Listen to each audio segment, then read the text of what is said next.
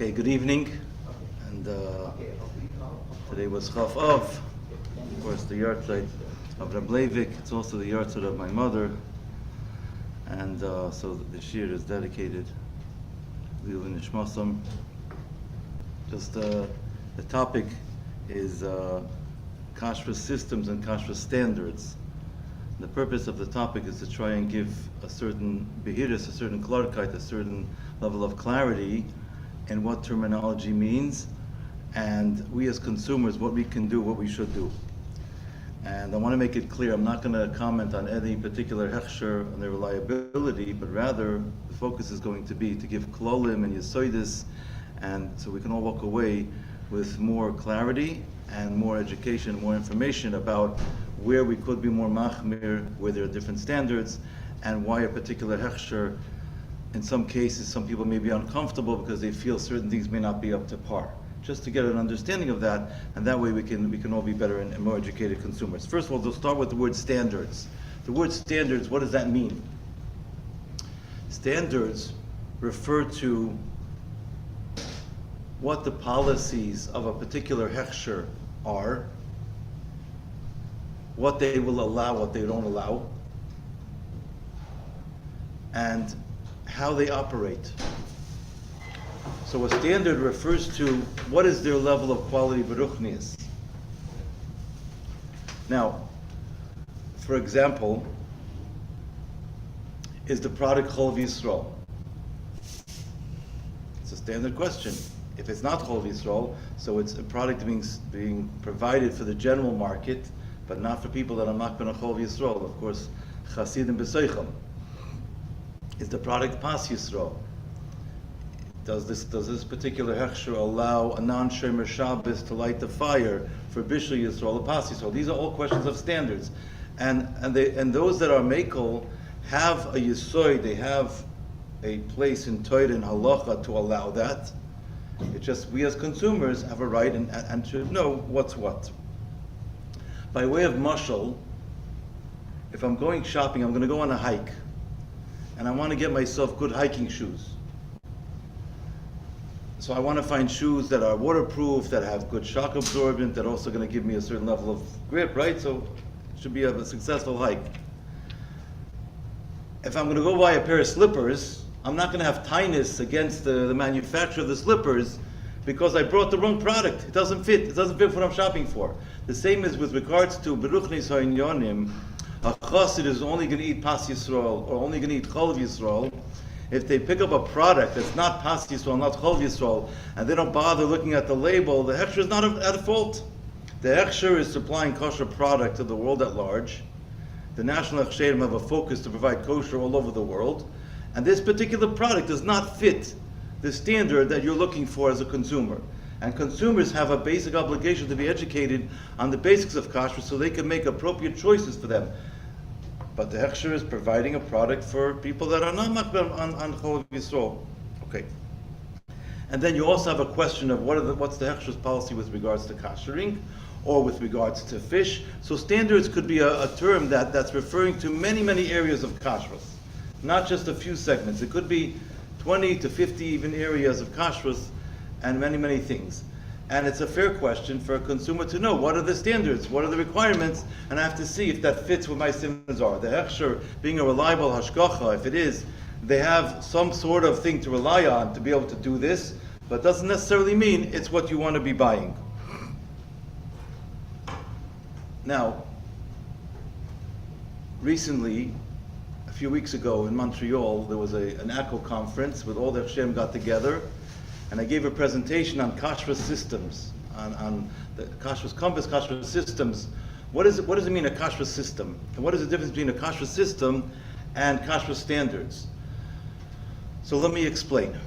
A Kashrus system refers to a system built to be able to control, to monitor, and to be able to manage all your kashrus obligations. By way of example, if someone's running a trucking company and they have 100 trucks on the road, it's impossible for the owner of the company to be able to remember that every truck is going to be maintained on time and going to have gas and all the regulations are going to be in place. It's impossible. They have to have a regulatory system. They have to have a logistics coordinator. There's a system in place, right? That's going to, maybe a GPS in every truck where everything is going. There's a system knowing where everything is. We make sure that all the procedures are in place. That's a system.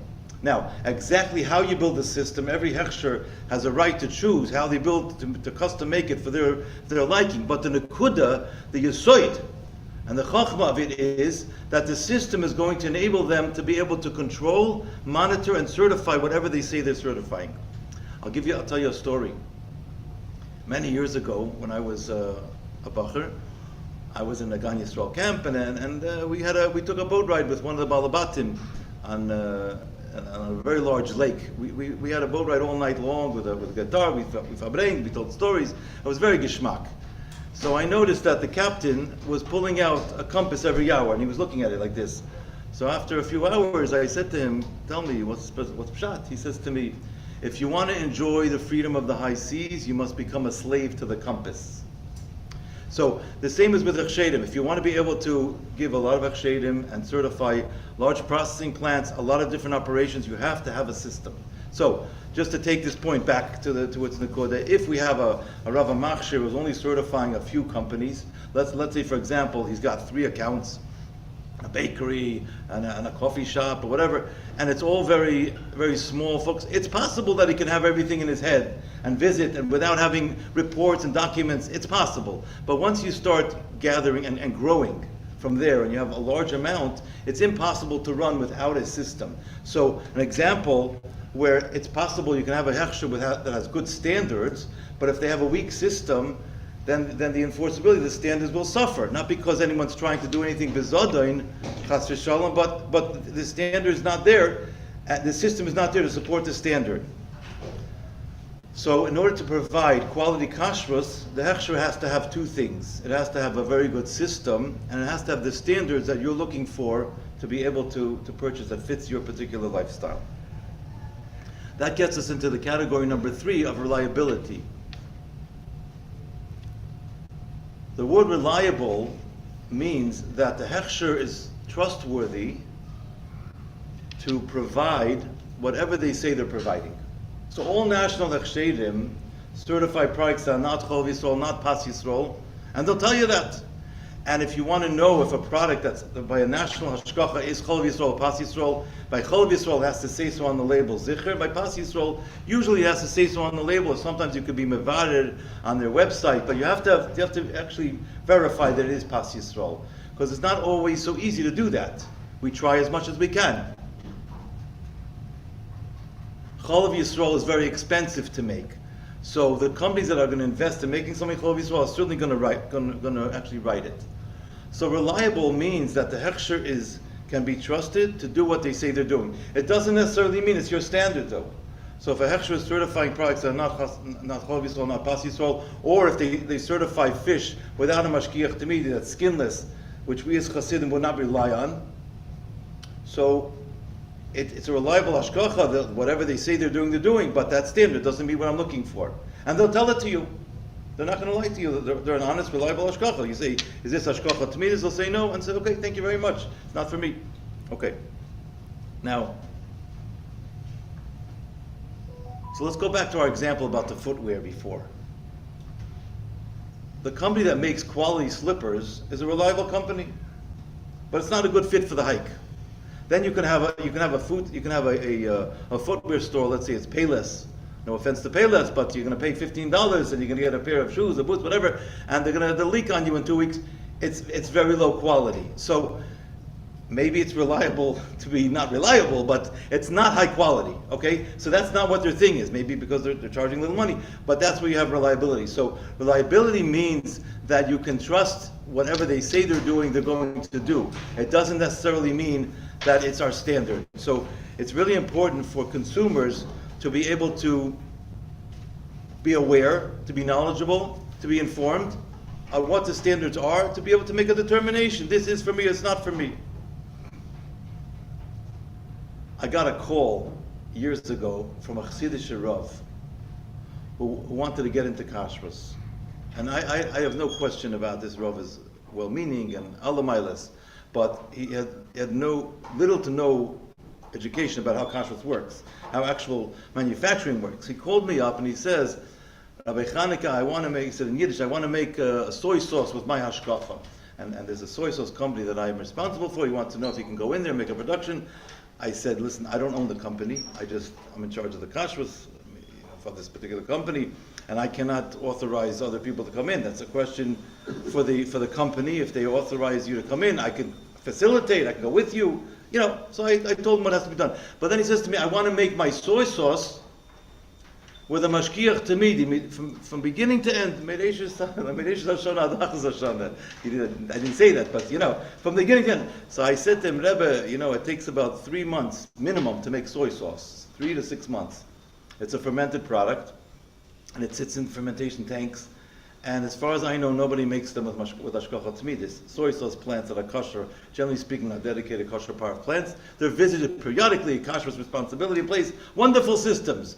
But hashkacha tamidis it doesn't need. So he wasn't aware of that, and I realized that, that's an example of very, very nice standards, but system was not there. And I educated him, and I was just, and I mentioned just to someone in our audience who was in the field of kashrus that I love when Chasiddishe Hechsherim call me and they ask me questions about their policy, about whether a certain thing, how it's done, and we have an educated conversation because these are real standards at play and they want to, see what's going on. But sometimes I get questions like, what does everybody else do? I said, I don't know. I'm not here to tell you what everyone else does. I can tell you what we have, what we're certifying, and what the procedure is, and then you can make a decision, in terms of what you're looking for. So these are things to be aware of. Now consumer responsibilities. Consumers have an achrayus to have a basic understanding, a basic knowledge, and a basic awareness of how the world of kashrus operates. Today there are thousands of hechsherim, without exaggeration, well over 1,000, and different levels of reliability, different standards for sure. So we have to have a basic understanding, a basic knowledge of what we're shopping for so we can make appropriate choices. The Hechsherim are providing a wonderful service to the client, to kosher consumers, to be able to have a plethora of products available, but the consumers have to know what I'm shopping for to get the right product. You can't have time to somebody when you're going on a hike and you pick up slippers. Okay. Now, a reliable hashkacha will also welcome questions about a particular product. Is this hashkacha tamidis? Is this pas yisrael? Whatever the question is, ask a question. You can send in, usually they have a WhatsApp program, you can send a WhatsApp, or you can send an email, whatever, or call, pick up the phone. A valid consumer question is always there. You're the consumer, you're buying the product, and it's a valid question. If a particular hashkacha will say to another hechsher, we're not accepting a certain product, the code of conduct, so to speak, what the right thing to do would be to call the other hashkacha and say, by the way, I cannot accept this product because it doesn't meet our standards. So there are some obvious ones, like many hechsherim, the okay included, require hashkacha tamidis for all skinless fish, with the exception of salmon, because we rely on the pink flesh color. And if some hechsher has other leniencies about that, we don't accept that fish, not because we're trying to reject someone else's product. It just doesn't meet our standards. And they know that, and that's fine. So as long as it's a Torah-based discussion on standards, this is what we do, this is what we don't do, so then it's clear. There was once a story about a consumer who called up a very famous, this happened many, many years ago. He called up a very famous kashrus professional. And this was a Chasiddishe calling, and he was calling up about a popular drink that had grape juice inside it. And he called this particular kashrus professional. He said, is this product really certified by you? So the Baal Machshir said, he heard that the person was a Chasiddishe. He said, yes, it is. It's 100% kosher. Aber dein Seide wird nicht getrunken. It's 100% kosher, but your Seide wouldn't drink it. It's a loaded statement. Translation, that the product is 100% kosher, and it's being certified and provided for the general market. This particular person, the Rav Machshir was able to detect, is looking for a certain segment of the market, a certain chumrah that that particular Hechsher was not able to provide. He said to him, this is not going to meet that chumrah that you're probably interested in. And that's a very early thing to do. Now, Chasiddishe Hechsherim, I want to talk a little bit about how they're structured and what their focus is, so to speak, what their goal is. Chasiddishe Hechsherim, generally speaking, are targeting a more select market. So, as a policy, they're only going to certify products that are Pas Yisrael, Chalav Yisrael. All their skinless fish is going to be Hashgacha Tamidis. And many other things. Now, there are a lot of things that the Chasiddishe Hechsherim, that are their policies, that they're going to be fine with the national hashkachas. But there are some things they'll say, no, I want to do this a little bit more machmer. It doesn't mean the national hashkachas are doing anything wrong, chas v'shalom. It just means that in the view of certifying products for the whole world, there are certain particular chumras they cannot adopt because of their focus. And the Chasiddishe Hechsherim, because they're dealing with a limited market, and maybe it's just a more focus on a community, they can also be more selective. They're not a shtatishe hechsher, so to speak, a hechsher for the whole city, where they have to provide. So they're able to be more selective and more discriminative about what they're going to accept.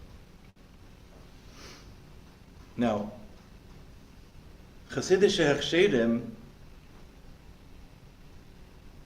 when it comes to certain type of accounts, they'll certify them from beginning to end, whether it's like a Hamish bakery, a Hamish eatery, etc. When it comes to very complicated factories, to the best of my knowledge, and I've been in Kashrus for over 25 years, most of the time, they're going to take a product that's already from a certified plant under a reliable national hashgacha, and they're going to investigate, they'll research it. Is this coming from a plant that only handles kosher, and whatever the requirements are.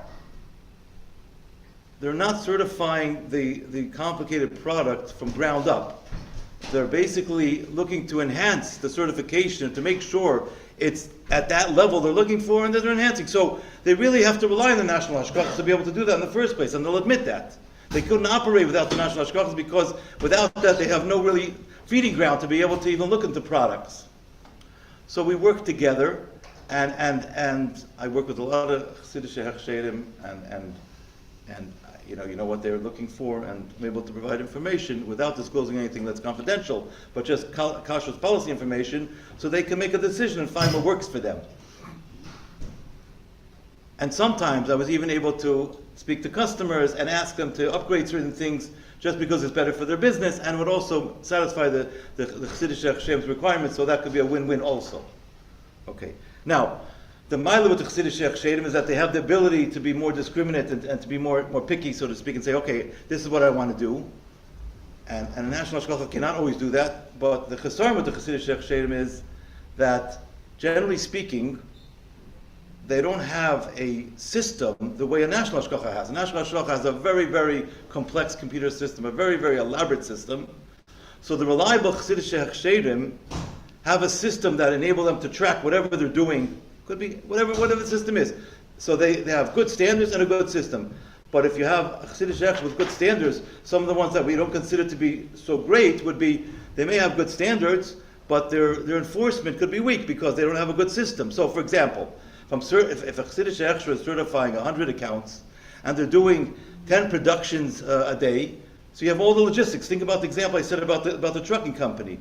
If you don't have a logistics coordinator and everything's being done over the phone, Hamish, you got a problem, because you're not going to have reports, you're not going to have follow-up. So the good Chasiddishe Hechsherim, they look to try and also learn from the national hashgachas by having reports, having stuff written down, and having follow-up, and actually building a system. And I'm in touch with some of the Chasiddishe Hechsherim. They told me they're looking to build a system because this is the direction it's going. So as the Hechsher grows, the system that's used to maintain the hashgacha has to grow with it. Think about rebalancing a portfolio. Portfolio is good for a particular level of activity. Once the activity grows, you have to make sure that whatever system is in place is there to support the current activity.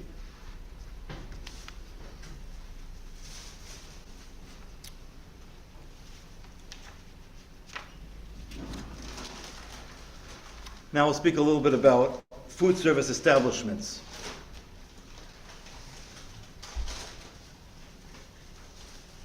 As Chassidim, first of all, we're looking for the highest standard possible within our radius, within wherever we are. So if someone's living in a place that's far away, It could be they can have every Hiddur.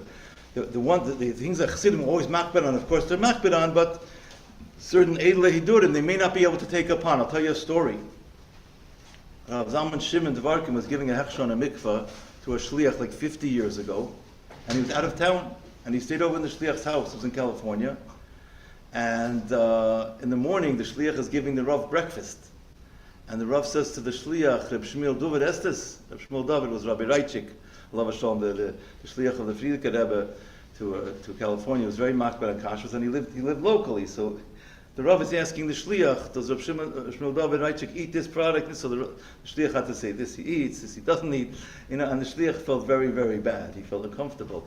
And the Rav noticed that. He said, and the Rav told the shliach, he says, Du wohnst in Ori Asoda is anders. You live out, in the boondocks. I'm just paraphrasing, but in a place we didn't have a plethora of kosher food. Today, Los Angeles is different. The California area has, plenty of opportunities, but ich wohne in Crown Heights, ich kann mal kommen als. It's a different story. So if a person's in a place where you have many, many choices, of course they should take on whatever hiddur they can within the matzah. If a person's living in a place that's far away, they can discuss with their mashpia. But obviously the yisoidistic things that Chassidim are makbid on have to be memkaimei. So an example of this would be, when it comes to food service establishments, food service is a term that's used to describe restaurants, caterers, butcher shops, serving ready-to-eat food. Those are, in a certain way, much more complex to certify than a factory. A factory, when we certify a factory, the factory has a system. Every product has to taste exactly the same. There's a definitive recipe. Food scientists have studied this product for years to develop it. They cannot just change the recipe on a whim. It wouldn't work. So there's a built-in inherent stability to a factory type of environment. But in a restaurant, okay, so you got a chef, and then tomorrow you get another chef. They can change the recipe on a dime. You're never going to know the difference. So the risk level is much higher. So therefore, all the national Hechsherim have a policy that any food service establishment, any restaurant, has to have a Shomer Shabbos on premises at all times of operation, because to the best of my knowledge, that's the policy. I mean, I know that's our policy, and I believe other reliable national Hechsherim also have that policy, because the only way to control the Kashrus is to have a person who's Shomer Torah mitzvahs there to be able to monitor things. Now, if it's not a very complicated food service establishment, maybe they'll allow the owner to be their own mashgiach. That's fine. It could work. But if it's complicated and there's a lot of bedikas teiloyim, they may have another mashgiach coming in just checking teiloyim for a few hours, and then allowing the owner, whatever. They have a system in place.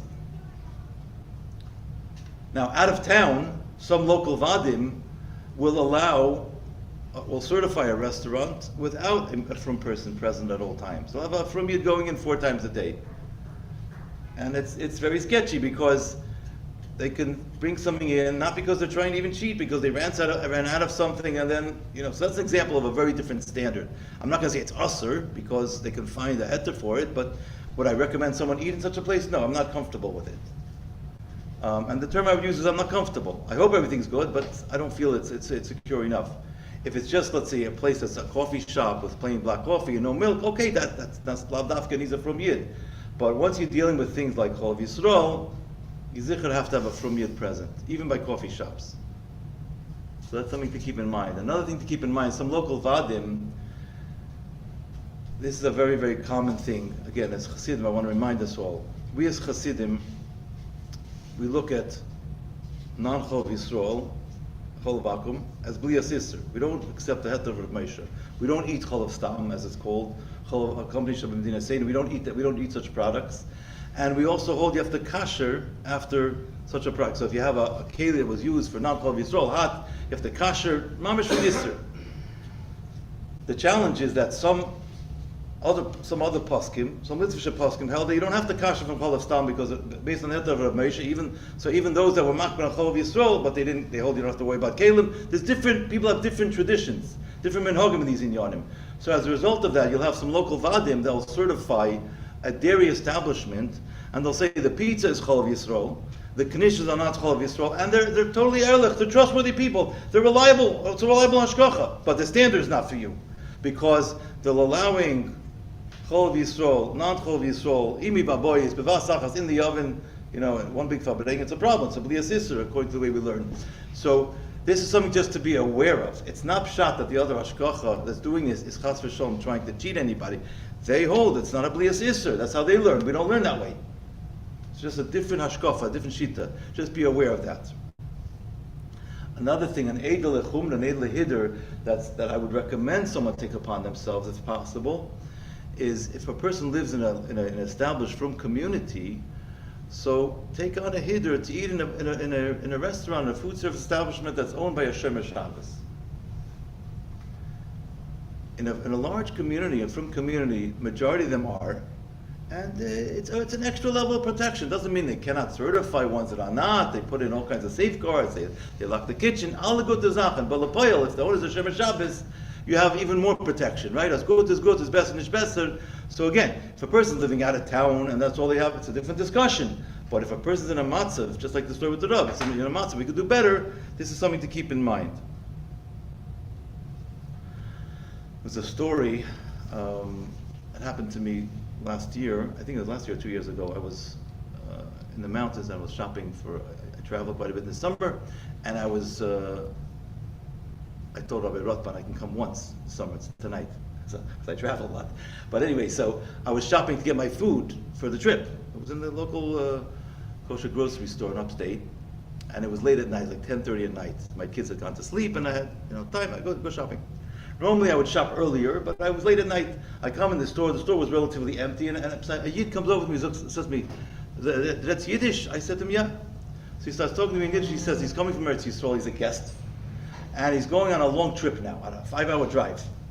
And he wants to buy some ice cream. He just wants to know which Hechsher is good. Zogman said, "Get the Hechsher." So he picks up something from a Hamish grocery store. It was an ice cream that had tiny oisiyos. It said on the bottom, it was looked like a product, but it said DE next to the hashgacha. It was a reliable hashgacha, but it was dairy equipment. It was produced hot on non-kosher dairy equipment, and we as Chassidim hold it's a blias isser. This year was makpid like that. I told him this doesn't this is not for you. Then I showed him to the Hamish brands. I said, I told him you can take kol tiv v'tuba oilim from here, and show him, that was it. So first of all, the hashgacha pratos was striking. The first person he stopped in the store was me. They able to put me in exactly that place because I worked in Kashrus. I helped them, but the point is that people not necessarily would realize that. Even in Hamish's stores, either b'yoidim or below yodim, by mistake, sometimes they'll sell products that are outright not chol Yisrael, or products that are dairy equipment that have a bliya of not chol Yisrael or non-pas Yisrael, and we as consumers have to use our eyes and our awareness to make sure whatever we're getting on intake is going to be what we're looking for. When you say you don't cash it after paspalter?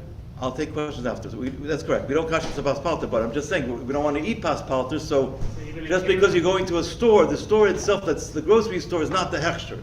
When you're going and buying the stuff, you are your own mashgiach. You're making sure what I'm buying fits for me. Now let me speak a little bit about mashka. The good news is that Baruch Hashem, that all the Hechsherim, the quality of Kashrus is on the rise. I think the professionalism of Kashrus is on the rise, and Baruch Hashem, the Hechsherim work together, like we saw by Echo. This is a beautiful thing. Baruch Nisayin Yonim. With regards to mashka, for many, many years, for decades, there were certain mashkas that were considered acceptable without hashgacha because they were looked into and the process was acceptable. There's no concern of wine, whatever. And there are lists available online today from reliable Hechsherim saying these particular mashkas may be used without hashgacha.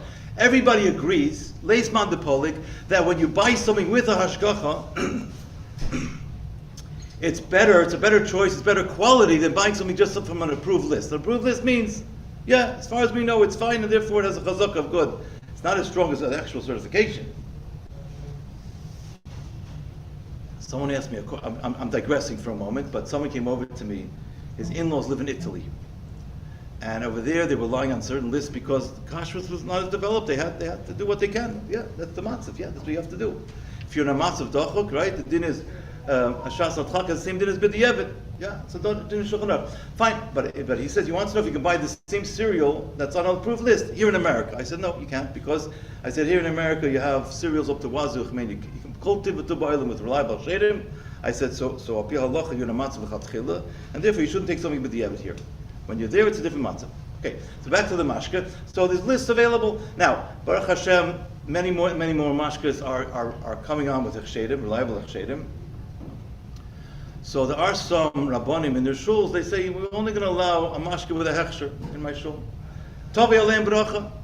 The fact is that the world of mashkas, and I'm by no means an expert on it. I'm not an amoritz in it. I'm in the food industry. I'm in Kashrus for many years. But I know, bivadois, that it's become more and more complex. And things that years ago were considered to be simple are not so simple anymore. The companies want to provide enhanced product. Wine gets mixed in ways that we don't even realize. Sometimes there are names to use. We don't even realize they represent wine. So there's definitely room for somebody to be makpid and say, I'm only going to drink a mashka with hashkacha. We're going to survive. So that's another example of something where somebody could take on a hiddur that has real value and say, I'm going to drink a mashka with hashkacha. And I believe the tnuah and the trend is moving in that way. Hopefully it's going to proceed in that direction sooner than later. But the reality is that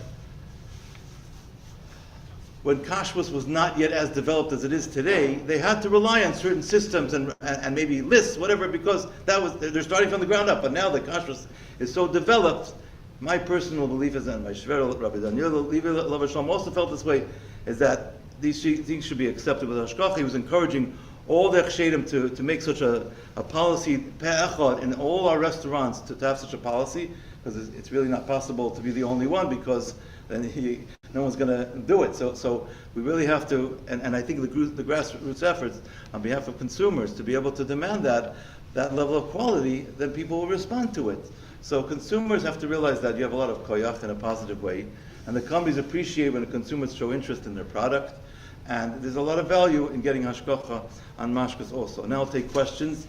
If you have questions on what I spoke about, or just general questions, but again, no questions about particular Hechsherim per se, but just general questions about the Kashrus industry. Yes? Does Kashrus ever change the standards state by state? Like they might do one thing in this state, but in a different state they're not going to have the same standard? Not your standard, but Kashrus. It's a national Kashrus that can be relied upon whatever you know. So, a hechsher, a reliable hashkacha that has a policy of what their standard is, that standard should carry itself out throughout, wherever the Hechsherim are certifying product. Now, sometimes this gets a little tricky if the Hechsher allows what they call rubber stamping, where they'll allow another hashkacha to run their Hechsher, because that's where they are, and they'll say, here are my policies. So if the other hashkacha that's running the Hechsher is of equal or better quality in terms of standards than that hashkacha, so that's fine, it's got inbuilt-in protection. But if the other hashkacha that's, again, they could be reliable, but their standards are lower, it's hard to sometimes enforce that they're really going to carry out those standards because they themselves don't hold of it. So then it starts to become a little bit shvach, and that's where some people may be uncomfortable with it. Now again, also with standards, there are, whatever the case might be, you can be involved. But generally speaking, a standard should be throughout. Yeah. A few years ago, there was a big union that all druggists have to be checked thoroughly for bugs. Is that still now, or is that only then? Yeah, so first of all, let me, it's a great question. I'll answer it, but I want to give a little hakdama. The sugya of bedikas teiloim is a very complicated sugya, and you're dealing with a lot of potentially surim deraisa. It's a very serious thing. And sometimes people find it hard to believe that certain things are becheskas metula are infested because it's hard to see these bugs. So let me just give some Rashi Prokim, some general guidelines on how this is approached. Generally speaking in halacha, there are three categories. There's becheskas metula, something that's known to be heavily infested. Then there's miyat hamatzoi, type of thing where if you find a bug in there, it can happen, but doesn't happen as often as becheskas metula. Then there's miyat shein hamatzoi, which is not common to find a bug. Or it would be like a surprise if you find a bug. So for example, menakal lakaved, an apple, an orange, or a potato, and a plum, a peach, it would be, those are miyat shein hamatzoi. It's unlikely to find a bug in them. It's possible, but miyat hamatzoi would be something, let's say, like iceberg lettuce or cabbage. You can find sometimes they're infested, but they're not as heavily infested as some things like kale, strawberries, and things like that. So strawberries in particular are very tricky because they're the only fruit that has a webbing on the outside. And there's a lot of room for the bugs to go in and out in tunnels. It's very hard to see, it's very hard to clean. So, some people are makbid not to eat strawberries whole at all. Tavei aleim bracha. But even those that eat strawberries whole, at the very least, you have to cut off the tops and wash them very thoroughly. The Hechsherim have policies and guidelines printed online and available of how to clean them. But that issue still of course, exists. Yes. The tops, you mean just the leaves or part of the Cut off the green top, and then wash it very, very thoroughly. You have to wash it after, you have to cut it before or not? Yeah, cut it before. Yeah. Yeah. Yeah. Yes. With regards to whiskey, now there's the new upcoming of Japanese whiskey. Is the problems with that the same as the Scotch whiskey? Meaning, it's aged in wine barrels, or they have different issues with? So it's a great question. I don't know the answer. I'd have to get back to you. I can research that and find out. But what I could tell you is, in general, the risk of things being aged in wine barrels are much higher than it was in the past, because it's becoming more and more common, and it's like, there's a desire to provide product that's gourmet and all that, so the risk is there. If that particular industry doesn't have that chashash, okay. And by the way, speaking of wine barrels, this is not a Kashrus year-round issue, but this is a Pesach issue. It's very common now to have things soaking in bourbon barrels, which are kosher, but a chametz. So you can have a product that's normally kosher Pesach. For example, you'll have bourbon flavored maple syrup. Maple syrup is really kosher Pesach. It's the sugar. It's coming from the tree. Big deal. And okay, the anti-foam, you can find a kosher Pesach oil. Big deal. Not hard to make kosher Pesach. But if they're infusing it, they're letting it sit in bourbon barrels, it's a problem. So just be mindful. This is an example where the industry, they're looking for gourmet product and gourmet offerings. The same could be with agave or with tequila. You can have tequila also sitting in bourbon barrels, which can also be a problem with Pesach. So it could be mamish have an actual shaykhs with chametz. Any other questions? No? Yes. Yes. pure ground spices with no anti-taking agent is fine? Is that hashkafa? Generally speaking, yes. If you don't have to worry about anti-caking agents, it's fine. The concern would be anti-caking agents. Yeah, we're not worried about the packing. For year-round use, that is, of course. For Pesach, it's different. Yeah. And yes, cereals. It's very common that people take, like, without saying names, certain companies that don't have any hashkafa. What's the... You're talking about breakfast cereals, like cold cereals that go with milk? Yeah. Well, breakfast cereal, America lives on it, you know. Those need hashkacha because they're going through a hot process and they have other ingredients added to them. It's not just a ground up piece of wheat. It's processed and it's heated, goes through a heat process. It definitely needs hashkacha. Whether or not it needs to be pasta bishul yisrael is another question, but you didn't ask that. But pretty much we say it does not require that because the way it's processed is not a traditional baking process. It's going through specialized machinery, like it's extruded or it's puffed or it's toasted or and the like, or steamed. And that's the basic reason why it doesn't have to be bishul yisrael and pas yisrael.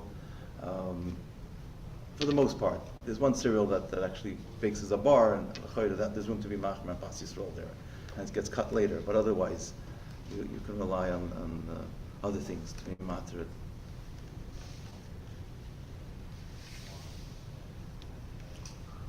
Sometimes these cereals have just a plain cake. The company doesn't like to put on the product. Right, so outside of the United States, there are a lot of companies that are certified and they don't put the Hechsherim on the package. But Baruch Hashem, in the United States and in Canada for the most part, products that are certified do bear the Hechsherim on the label. There are a few exceptions.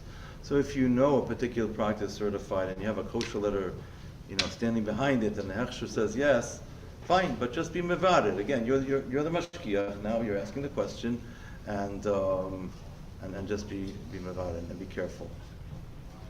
I mean, does Hanoka have any more products than just Hanoka?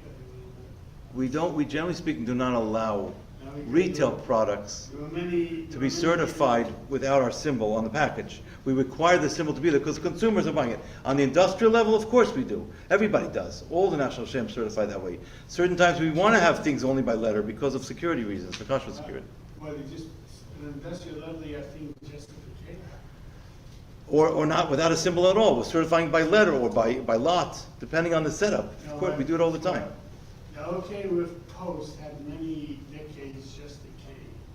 That's because the Post. That was probably in the Tafshan Lametz many moons ago.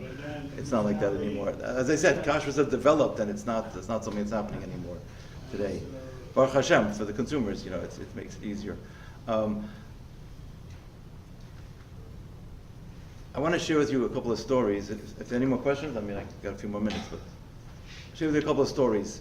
Years ago, this story happened about 15 or 20 years ago, and Baruch Hashem, this particular Hechsher has gotten better. I'm not going to mention any names, but they were certifying a cornflake crumbs product. That's parv. Now, cornflake crumbs, we know, it's derech ha'olam to often use as a topping for chicken. And for whatever the reason, there was a time when it was produced as on dairy equipment. Because I guess things changed in the factory, it was dairy equipment. And they neglected to tell the olam, tell everybody, it's dairy equipment. They probably thought to themselves, I don't know, it's conjecture, I'm thinking that, well, anyways, it's just cornflakes, you have it with cereal and milk in the morning anyway, so, not a big deal, it's a blias heter, according to the way they're learning. So they didn't tell people, and people use it as a topping with chicken. It's really a problem if it's dairy equipment.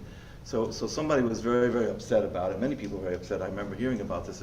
I was just young in Kashrus at the time, but they refused to accept that product, that Hechsher, for a long time until they really showed a sense of cleaning up the act. That's not acceptable, that kind of thing, because you have to always inform people when something is, so that they can do it. They can do whatever they have to do. Everybody makes mistakes, or things can change in a factory very quickly, and you have to just know what to do, and then make sure that the tzibur is informed if they need to be informed. Equipment can be part of the deal.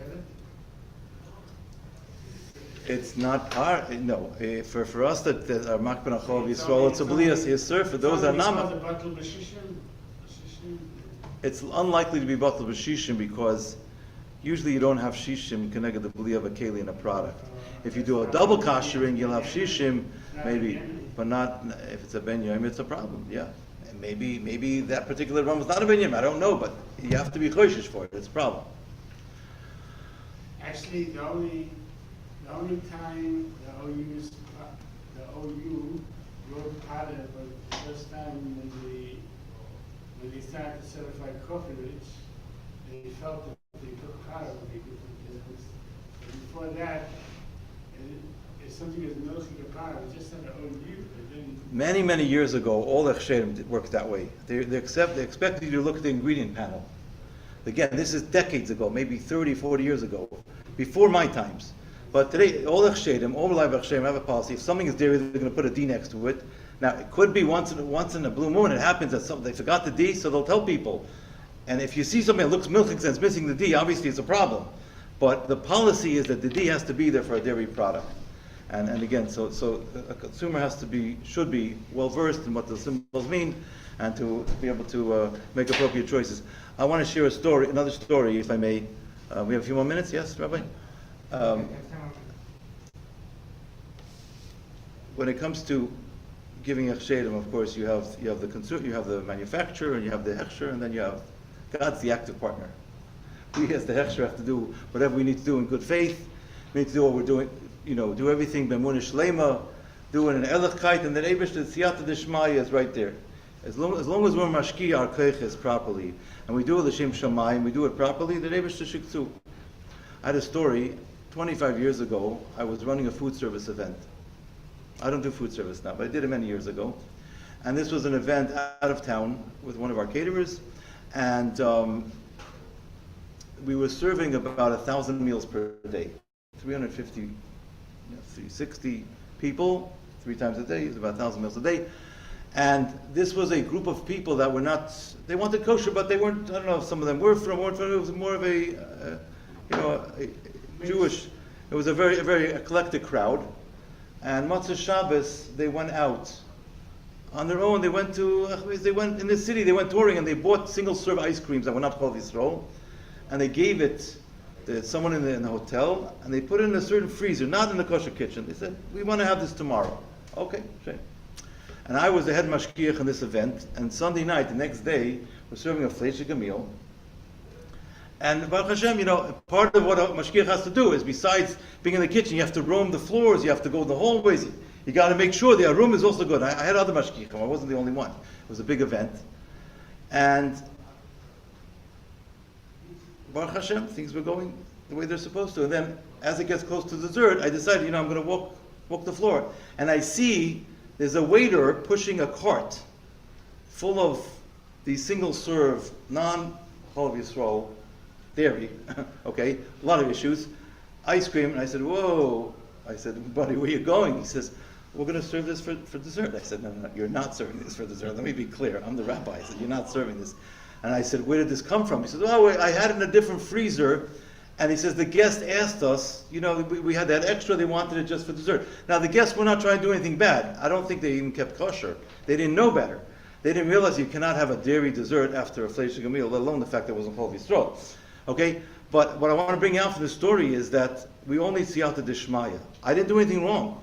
It wasn't, my caterer didn't do anything wrong. This was an hotel, the guest, so these things can happen. So a quality hashkacha will have systems in place, and will make sure that kind of an oversight, that kind of supervision, to be able to see for these things and look out for these things, to be able to provide Be'ez Hashem the right level of kashrus. You see toothpaste, mouthwash, these things, floss, flavor flosses, all types of. So these are really things on the gather of Shiloh for a poisik, which is not my field, but I can tell you what I know about it. This Shiloh was brought to Gedolei Yisrael years ago, and some of them at least said that you're spitting it out, you're not swallowing it, and therefore it's mutter. Now, there are those that are machmer only to use toothpaste or mouthwash that's kosher, kol hashana kula, tov yalem bracha. But I would say that on Pesach you should be machmer, because it's much more sensitive, for sure.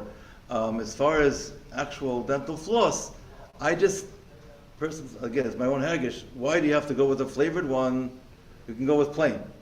Plain toothpaste without any flavor is very bitter. It's very hard to do, but if it's just a string in your mouth. So I don't use flavored for that reason.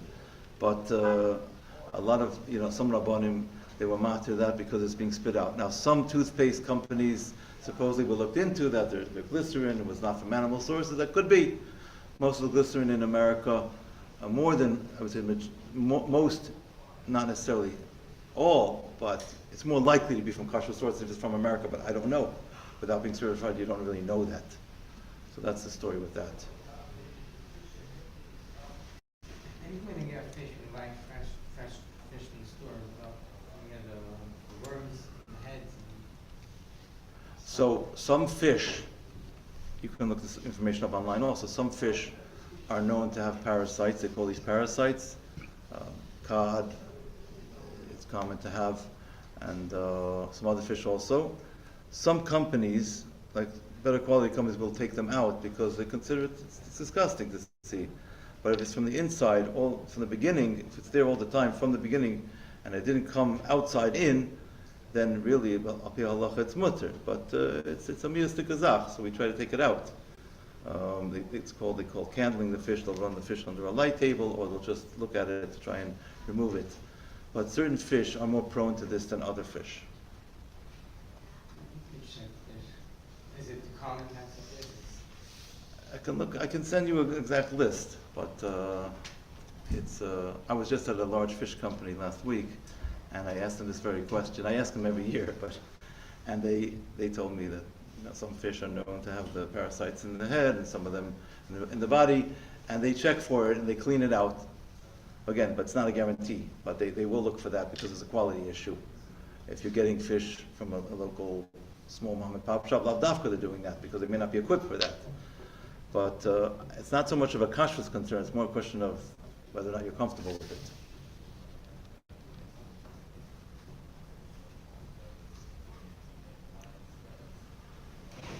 Okay, I want to be Messiah with just another vart, and then vart from the Rebbe. I should have started with this vart, but at least I'll say it now. The Rebbe says in a letter that Kashrus Achilu Shtiya, in a mohodik way, is poil ziko chamidis. So we know that food is hashpah pnimis. So when we eat food that's on a higher standard of kashrus, it actually refines our midas.